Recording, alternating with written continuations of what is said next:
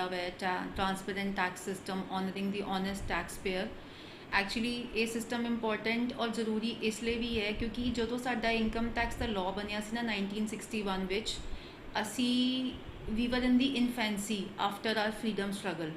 Law बनया, law विच amendments आंदी गई। लॉ जिहड़ा सीगा ना ज़्यादातर प्रोफैशनल फ्रेंडली है या डिपार्टमेंटल फ्रेंडली है। जिहड़ा एक नॉर्मल बंदा है अगर उन्होंने प्रोविजन भी इनकम टैक्स की पढ़नी पवे तो it is very difficult for him. So tax reform ज़रूरी है। अगर असी देखिए अज तो कुछ साल पहले अगर इनकम टैक्स रिटर्न भरनी होंदी सी ना, डिपार्टमेंट जाना पैंदा सी, लाइन विच लगना पैंदा सी। मान लो एक बंदा अगर लास्ट डेट ते रिटर्न भरन जा रहा है ना तो इट मीनस वो अपनी पूरी दिहाड़ी तोड़ के रिटर्न भरन जाएगा। पर अज की डेट जिवें IT सिस्टम आया है, चीज़ां इन्नी स्ट्रीमलाइन हो गई हैं, असी अपने घर तो बैठ के 24/7 ਜਦੋਂ मर्जी रिटर्न भर सकते हैं। So it's simple. और अगर मैं गल करा नॉर्मल सैलरी वाले परसन की या गल करा जो एक नॉर्मल बिजनेस कैरी ऑन कर रहा है विदाउट ऑडिट, वो वास्ते फॉर्म यूज़र फ्रेंडली है। अगर वो फॉर्म को गो थ्रू करन इट इज़ यूज़र फ्रेंडली। हाँ जी, प्रोफैशनल की जरूरत पैंदी है बिकॉज जो बंदा अप फ्रंट कोई काम शुरू करता है उन्होंने एक असिस्टेंस चाहिए होंगी है, बट विद टाइम बंदा अपनी रिटर्न जो खुद फाइल कर सकता है। हुण रिटर्न भरन तो बाद डिपार्टमेंट जो थोड़ा डेटा चाहता है उस तो बाद होंगी है असैसमेंट। असैसमेंट की है, नोटिस आता है, बहुत बड़ा एक क्वेश्चनर आ जाएगा है ना। क्वेश्चनर की ग्रेविटी उपर डिपेंड करता है किन्ने क्वेश्चन वो आए हुए हैं। हुण एक बंदा है ना वो क्वेश्चनर देख के डर जाएगा कि हाँ मैं इनू रिप्लाई किवें करना है। वो जाएगा प्रोफैशनल कोल या किसी होर कोल अपनी असिस्टेंस वास्ते सलाह मशवरा करन वास्ते।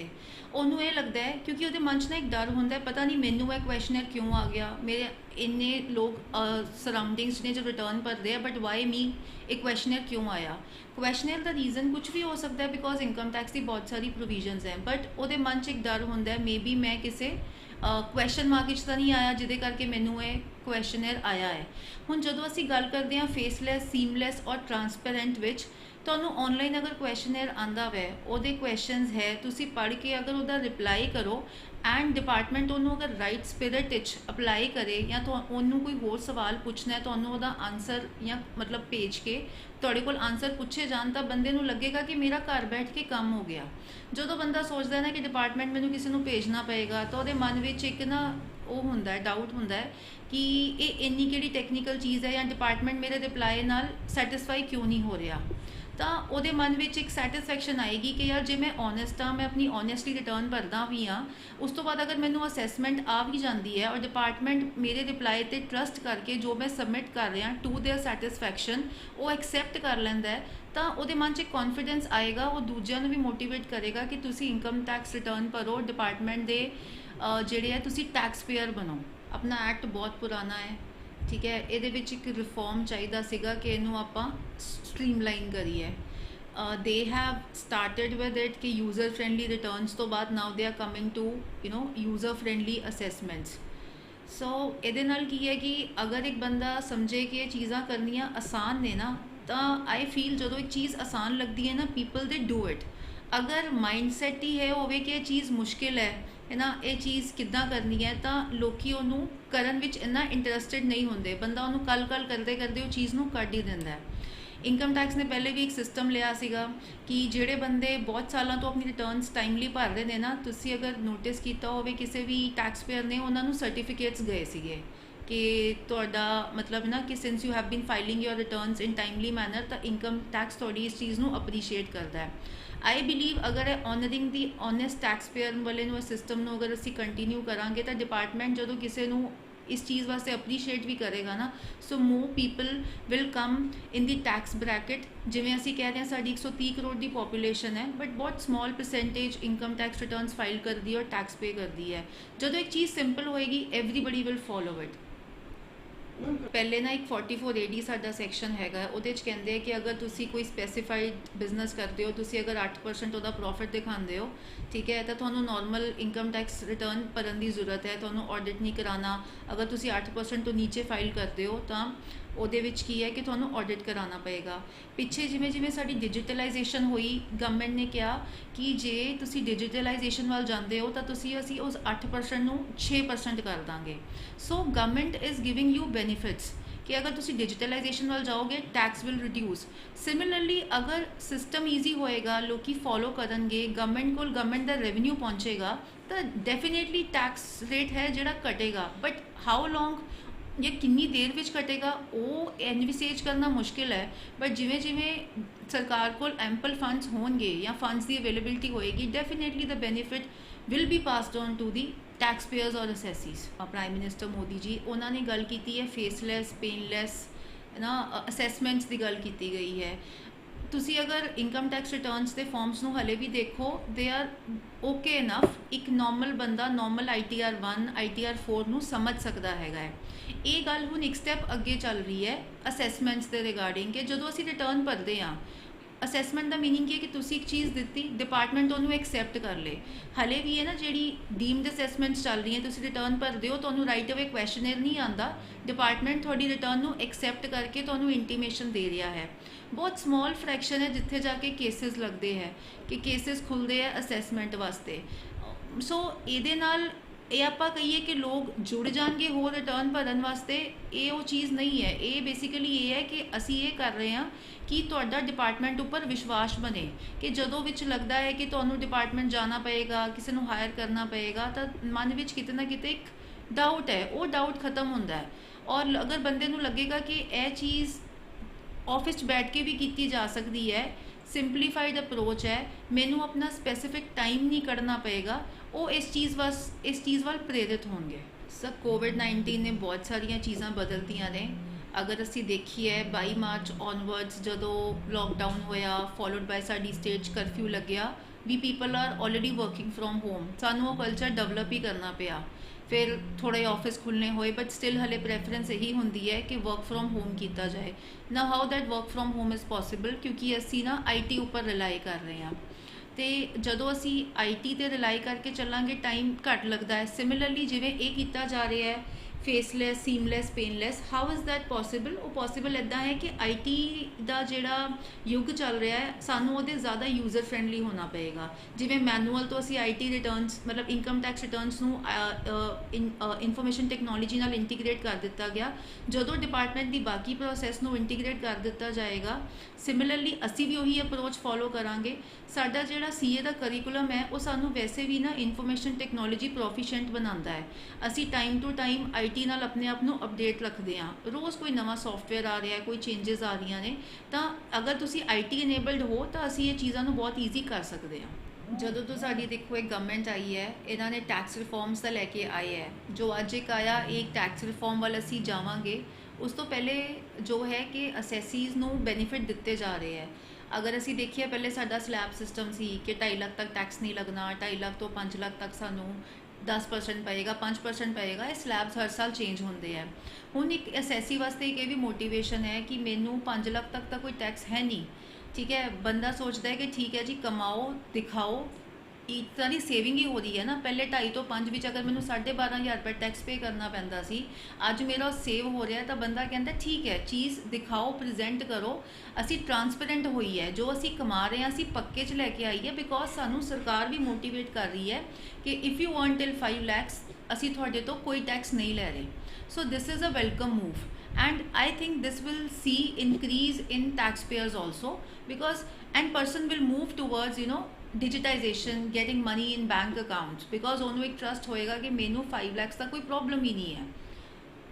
एंड सैकेंडली अपना जिहड़ा IT सिस्टम हैगा है, इनकम टैक्स की साइड ਜਿਹੜੀ है IT जो ਉਹਦੇ बैकग्राउंड ਤੇ चल रहा है वो बहुत वधिया है। किसी वेले भी सानू कोई प्रॉब्लम नहीं आती। कॉन्टैक्ट नंबर्स इनकम टैक्स की साइट पर अवेलेबल है, कोई क्वेरी भी होवे सानू जवाब आ जाता है। So system is improving and we expect that it will improve further. And जो रिफॉर्म्स साडी गवर्नमेंट प्रपोज कर रही है, अगर इस तरीके आन we can see a paradigm shift.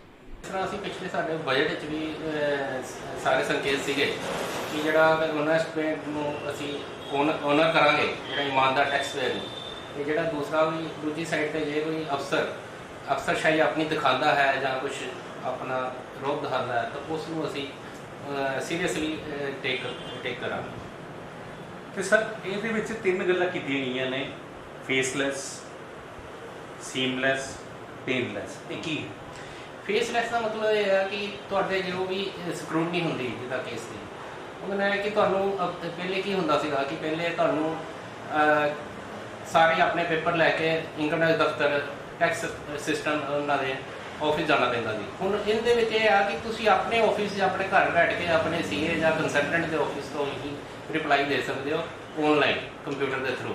ਉਹਦੇ ਨਾਲ ਤੁਹਾਨੂੰ ਕਿਸੇ ਦਫ਼ਤਰ ਜਾਣ ਦੀ ਜ਼ਰੂਰਤ ਨਹੀਂ ਹੈ, ਨਾ ਕਿਸੇ ਅਫਸਰ ਕੋਲ ਜਾਣ ਦੀ ਜ਼ਰੂਰਤ ਹੈ, ਨਾ ਤੁਹਾਨੂੰ ਪਤਾ ਵੀ ਨਹੀਂ ਲੱਗੇਗਾ ਕਿ ਸਾਡਾ ਅਫਸਰ ਕੌਣ ਹੈ, ਕਿਹੜੇ ਅਫਸਰ ਨੂੰ ਤੁਹਾਡਾ ਕੇਸ ਅਲਾਟ ਹੋਇਆ ਹੈ। ਇਹ ਫੇਸਲੈਸ ਸਿਸਟਮ ਹੈ ਅਤੇ ਇਹਦੇ ਨਾਲ ਪੇਨਲੈਸ ਤੁਸੀਂ ਕਿਹਾ, ਪੇਨਲੈਸ ਦਾ ਮਤਲਬ ਇਹ ਆ ਕਿ ਤੁਸੀਂ ਦਫ਼ਤਰ ਦੇ ਚੱਕਰ ਕੱਟਣ ਤੋਂ ਬਚ ਜਾਓਗੇ, ਇਹੀ ਪੇਨਲੈਸ ਹੈ। ਅਤੇ ਬਾਕੀ ਹੋਰ ਤੁਸੀਂ ਕਹਿ ਰਹੇ ਹੋ ਕਿੱਦਾਂ ਸੀਮਲੈਸ, ਇਹ ਵਧੀਆ ਸਿਸਟਮ ਇੱਕ ਟਰਾਂਸਪੇਰੈਂਟ ਹੈ, ਜਿਹਦੇ ਨਾਲ ਕਿ ਕੋਈ ਕਿਸੇ ਦਾ ਸੋਚ ਵੀ ਨਹੀਂ ਸਕਦਾ ਕਿ ਮੇਰੇ ਕੋਲੋਂ ਗਈ ਜੇ ਕੋਈ ਮੈਂ ਕੁਛ ਕਰ ਸਕਦਾ, ਕੋਈ ਨਾ ਤਾਂ ਕੋਈ ਟੈਕਸ ਪੇਅਰ ਗਲਤ ਕਰ ਸਕਦਾ ਹੈ, ਨਾ ਕੋਈ ਅਫਸਰ ਉਹਦਾ ਫਾਇਦਾ ਉਠਾ ਸਕਦਾ ਹੈ। ਦੋਨੋਂ ਪਾਸੇ ਮਤਲਬ ਕਿ ਟਰਾਂਸਪੇਰੈਂਸੀ ਨਾਲ ਕੰਮ ਹੈ। ਪੈਨਲੈਸ ਵੀ ਨਾਲ ਹੈ। ਪੇਨਲੈਸ ਦਾ ਮਤਲਬ ਇਹ ਹੈ ਕਿ ਜੇ ਕੁਛ ਮੰਨ ਲਓ ਕੋਈ ਤੁਹਾਡੀ ਕੋਈ ਚੀਜ਼ ਅਫਸਰ ਦੇ ਹੱਥ ਲੱਗਦੀ ਹੈ ਅਤੇ ਅਫਸਰ ਤੁਹਾਨੂੰ ਉਹਦਾ ਨਜਾਇਜ਼ ਫਾਇਦਾ ਨਹੀਂ ਉਠਾ ਸਕਦਾ, ਆਪਣੀ ਪੋਜੀਸ਼ਨ ਦਾ ਫਾਇਦਾ ਨਹੀਂ ਉਠਾ ਸਕਦਾ, ਨਾ ਤੁਹਾਨੂੰ ਕੰਪੈਲ ਕਰ ਸਕਦਾ ਕਿ ਮੈਨੂੰ ਕੁਛ ਦਿਓ। ਇਹ ਟੈਕਸ ਸਿਸਟਮ, ਇਹ ਪੇਨਲੈਸ ਹੈ। ਇਹ ਟੈਕਸ ਸਿਸਟਮ ਦੀ ਜ਼ਰੂਰਤ ਕਿਉਂ ਪਈ? ਇਹ ਟੈਕਸ ਸਿਸਟਮ ਦੇਖੋ, ਜਿਹੜਾ ਸਾਡਾ ਪੁਰਾਣਾ ਸਿਸਟਮ ਹੈ, ਬਹੁਤ ਪੁਰਾਣਾ 1961 ਦਾ, ਉਹ ਪੁਰਾਣੇ ਟਾਈਮ ਦਾ ਚੱਲਿਆ ਆ ਰਿਹਾ ਬਹੁਤ, ਹੀ ਜਦੋਂ ਕਿ ਟੈਕਸ ਇਕੋਨਮੀ ਬੜੀ ਛੋਟੀ ਸੀ ਸਾਡੀ ਇੰਡੀਆ ਦੀ। ਅੱਜ ਦੀ ਡੇਟ 'ਚ ਸਾਡਾ ਬਿਜ਼ਨਸ ਦੀ ਕੰਪਲੈਕਸਿਟੀਜ਼ ਇੰਨੀਆਂ ਜ਼ਿਆਦਾ ਵੱਧ ਗਈਆਂ, ਉਹ ਇੰਨੀਆਂ ਡਿਵੈਲਪਮੈਂਟ ਹੋ ਚੁੱਕੀਆਂ ਔਰ ਟੈਕਨੋਲੋਜੀ ਇੰਨੀ ਚੇਂਜ ਹੋ ਚੁੱਕੀ ਹੈ ਕਿ ਅਸੀਂ ਉਹ ਪੁਰਾਣੇ ਸਿਸਟਮ ਨਾਲ ਚੱਲਾਂਗੇ ਅਤੇ ਫਿਰ ਉਹਨੂੰ ਕੋਪ ਕਰਨ ਵਾਸਤੇ ਸਾਰਾ ਸਿਸਟਮ ਚੇਂਜ ਕਰਨਾ ਪਿਆ। ਦੂਸਰਾ ਇੱਕ ਟਰਾਂਸਪੇਰੈਂਸੀ ਪਲੱਸ ਜੋ ਗਵਰਨਮੈਂਟ ਦਾ ਹੈ ਕਿ ਅਸੀਂ ਇਹਨਾਂ ਨੂੰ ਟੈਕਸ ਓਨੈਸਟ ਟੈਕਸ ਪੇਅਰ ਨੂੰ ਸਨਮਾਨਿਤ ਕਰਨ ਵਾਸਤੇ ਅਤੇ ਉਹਨਾਂ ਦੇ ਵਿਸ਼ਵਾਸ ਕਾਇਮ ਰੱਖਣ ਵਾਸਤੇ ਪ੍ਰਧਾਨ ਮੰਤਰੀ ਨੇ ਇੱਕ ਗੱਲ ਜ਼ਰੂਰ ਕਹੀ ਹੈ ਕਿ ਮੈਂ ਅਖਬਾਰ ਵਿੱਚ ਸਵੇਰੇ ਪੜ੍ਹੀ ਹੈ ਕਿ ਕੋਈ ਵੀ ਟੈਕਸ ਪੇਅਰ ਹੈਗਾ ਅਸੀਂ ਉਹਨੂੰ ਓਨੈਸਟ ਇਮਾਨਦਾਰ ਹੀ ਮੰਨਾਂਗੇ ਜਿੰਨੀ ਦੇਰ ਉਹਦੇ ਅਗੇਂਸਟ ਕੋਈ ਉਹਦਾ ਓਫੈਂਸ ਇਸਟੈਬਲਿਸ਼ ਨਹੀਂ ਹੋ ਜਾਂਦਾ, ਉਨੀ ਦੇਰ ਵਾਸਤੇ ਸਾਡੇ ਕੋਲ ਉਹ ਇਮਾਨਦਾਰੀ ਹੈ, ਅਸੀਂ ਉਹਨੂੰ ਇਮਾਨਦਾਰ ਦੀ ਕੈਟੇਗਰੀ 'ਚ ਹੀ ਰੱਖਾਂਗੇ। ਤੇ ਸਰ ਇੱਕ ਗੱਲ ਹੋਰ ਕੀਤੀ ਹੈ ਕਿ ਟੈਕਸ ਪੇਅਰ ਬਹੁਤ ਘੱਟ ਹਨ, ਪੈਨ ਕਾਰਡ ਬਹੁਤ ਬਣਦੇ ਨੇ। ਦੇਖੋ ਪੈਨ ਕਾਰਡ ਜਿਹੜੇ ਬਣਨੇ ਉਹ ਤਾਂ ਹਰ ਬੰਦੇ ਦੀ ਇੱਕ ਗਵਰਨਮੈਂਟ ਨੇ ਪੈਰਾਮੀਟਰ ਲਗਾਏ ਹੋਇਆ, ਕੋਈ ਵੀ ਕੰਮ ਟ੍ਰਾਂਜੈਕਸ਼ਨ ਕਰਨੀ ਉਹਦੇ ਵਾਸਤੇ ਪੈਨ ਕਾਰਡ ਬਹੁਤ ਜ਼ਰੂਰੀ। ਜਿਵੇਂ ਕੋਈ ਵੀ ਕੰਮ ਲੈ ਲਓ, ਟੈਲੀਫੋਨ ਦਾ ਨੰਬਰ ਕਨੈਕਸ਼ਨ ਲੈਣਾ ਹੈ ਜਾਂ ਕੋਈ ਹੋਰ ਕੰਮ ਕਰਨਾ ਹੈ ਜਾਂ ਕਾਰ ਖਰੀਦਣੀ, ਸਕੂਟਰ ਖਰੀਦਣਾ ਹੈ, ਤੁਹਾਨੂੰ ਕੋਈ ਵੀ ਪੈਨ ਕਾਰਡ ਦੀ ਬਹੁਤ ਜ਼ਰੂਰੀ ਹੈ। ਇੱਕ ਅਕਾਊਂਟ ਖੁਲਾਉਣ ਵਾਸਤੇ, ਬੈਂਕ ਦਾ ਅਕਾਊਂਟ ਖੁਲਾਉਣ ਵਾਸਤੇ ਪੈਨ ਨੰਬਰ ਬਹੁਤ ਜ਼ਰੂਰੀ। ਪੈਨ ਨੰਬਰ ਦਾ ਹਿਸਾਬ ਨਾਲ ਬਣਨਗੇ ਜਿੰਨੀ ਪਾਪੂਲੇਸ਼ਨ ਹੈ, ਜਿਹੜੇ ਕਿ 18 ਸਾਲ ਤੋਂ ਉੱਪਰ ਉਸ ਹਰ ਬੰਦੇ ਦਾ ਬਣਿਆ ਹੋਏਗਾ। ਬਾਕੀ ਗੱਲ ਰਹੀ ਕਿ ਟੈਕਸ ਪੇਅਰ ਘੱਟ ਕਿਉਂ ਹੈ, ਉਹਦੇ ਨਾਲ ਜਿੱਥੇ ਤੱਕ ਮੈਨੂੰ ਲੱਗਦਾ ਜੋ ਅਸੀਂ ਪੋਸੀਬਿਲਿਟੀਜ਼ ਜੋ ਹੋ ਸਕਦੀਆਂ ਜਾਂ ਕਾਰਨ ਹੋ ਸਕਦੇ ਆ, ਉਹ ਇਹ ਹੈ ਕਿ ਕੁਛ ਤਾਂ ਸਾਡੀ ਕਾਫੀ ਹੱਦ ਤੱਕ ਪਾਪੂਲੇਸ਼ਨ ਜਿਹੜੀ ਹੈ ਕਿ ਬਿਲੋ ਪਾਵਰਟੀ ਲਾਈਨ ਹੈ। ਮੈਨੂੰ ਪਰਸੈਂਟੇਜ ਤਾਂ ਨਹੀਂ ਪਤਾ, ਪਰ ਕਾਫੀ ਪਾਪੂਲੇਸ਼ਨ ਜਿਹੜੀ ਸਾਡੀ ਉਸ ਚੀਜ਼ 'ਚ ਨਿਕਲ ਜਾਂਦੀ ਜਿਹਨੂੰ ਕੋਈ ਜ਼ਰੂਰਤ ਹੀ ਨਹੀਂ ਹੈ, ਜਿਨ੍ਹਾਂ ਦੀ ਇਨਕਮ 2.5 ਲੱਖ ਤੋਂ ਥੱਲੇ ਆ, ਜਾਂ ਸਾਡੇ ਜਿਹੜੇ ਆ ਡਾਟਾ ਵੀ ਆਉਂਦੇ ਆ GDP ਦੇ ਜਾਂ ਪਰ ਕੈਪੀਟਲ ਇਨਕਮ ਦੇ, ਉਹ ਵੀ ਇਹੀ ਦੱਸਦੇ ਕਿ ਇਹਨਾਂ ਦੀ ਇਨਕਮ ਹਜ਼ਾਰਾਂ 'ਚ, ਅਤੇ ਟੈਕਸ ਤਾਂ ਉਸ ਬੰਦੇ ਨੇ ਫਾਈਲ ਕਰਨੀ ਰਿਟਰਨ ਜਿਹਨੇ 2.5 ਲੱਖ ਤੋਂ ਉੱਪਰ ਹੈ। ਇਹਦਾ ਮਤਲਬ ਕਿ ਬਹੁਤ ਜ਼ਿਆਦਾ ਪਾਪੂਲੇਸ਼ਨ ਜਿਹੜੀ ਸਾਡੀ ਬਿਲੋ ਪਾਵਰਟੀ ਲਾਈਨ ਜਿਹੜੀ ਹੈਗੀ ਹੈ, ਉਹਨਾਂ ਨੂੰ ਜ਼ਰੂਰਤ ਨਹੀਂ ਹੈ, ਉਹ ਨਿਕਾਲਦੀ ਹੈ। ਫਿਰ ਸਾਡੇ ਬਜ਼ੁਰਗ ਹੈ ਜਿਨ੍ਹਾਂ ਦੀ ਇਨਕਮ ਘੱਟ ਜਾਂਦੀ ਹੈ ਕਿਸੇ ਏਜ ਤੋਂ ਬਾਅਦ, 65 ਸਾਲ 70 ਸਾਲ ਤੋਂ ਬਾਅਦ, ਲੇਕਿਨ ਉਹਨਾਂ ਪੈਨ ਨੰਬਰ ਉਹਨਾਂ ਕੋਲ ਵੀ ਹੈਗਾ, ਲੇਕਿਨ ਉਹਨਾਂ ਦੀ ਇਨਕਮ ਘੱਟ ਜਾਂਦੀ ਹੈ, ਉਹ ਵੀ ਟੈਕਸ ਨਹੀਂ ਫਾਈਲ ਕਰਦੇ ਕਈ ਵਾਰ। ਜਾਂ ਸਾਡੇ ਐਗਰੀਕਲਚਰਿਸਟ ਹੈ, ਫਿਰ ਉਸ ਤੋਂ ਬਾਅਦ ਸਾਡੇ ਬੱਚੇ ਆ ਜਿਹੜੇ ਕਿ 18 ਸਾਲ ਤੋਂ ਛੋਟੇ ਆ, ਉਹ ਵੀ ਰਿਟਰਨ ਨਹੀਂ ਫਾਈਲ ਕਰਦੇ। ਤਾਂ ਪਾਪੂਲੇਸ਼ਨ ਟੋਟਲ ਤਾਂ ਹੋਏਗੀ, ਪਰ ਉਹਨਾਂ ਦੀ ਪਰਸੈਂਟੇਜ ਇਹ ਕੱਢ ਕੇ ਦੇਖ ਲਓ ਅਲੱਗ, ਅਤੇ ਮੇਰੇ ਹਿਸਾਬ ਨਾਲ ਕੋਈ ਇਹੀ ਰੀਜ਼ਨ ਹੋ ਸਕਦੇ ਆ ਕਿ ਜਿਹੜੇ ਰਿਟਰਨਾਂ ਘੱਟ ਫਾਈਲ ਹੁੰਦੀਆਂ।